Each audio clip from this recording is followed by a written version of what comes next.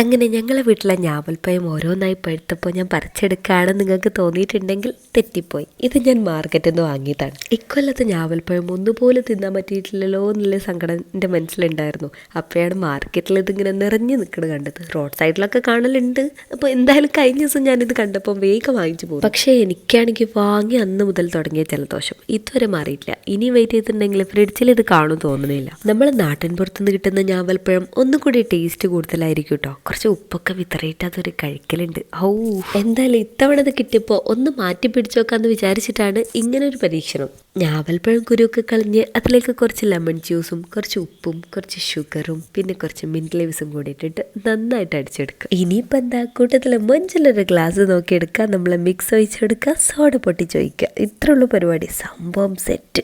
അത് പിന്നെ ഡെക്കറേഷൻ്റെ കാര്യത്തിൽ ഒട്ടും മോശം വെക്കാൻ പാടില്ലല്ലോ. അപ്പോൾ മാക്സിമം വെക്കാൻ പറ്റുന്നതൊക്കെ വെച്ചിട്ടുണ്ട്. അപ്പോൾ ഇനിയിപ്പോൾ നെക്സ്റ്റ് പരിപാടി ടേസ്റ്റ് നോക്കലാണ്.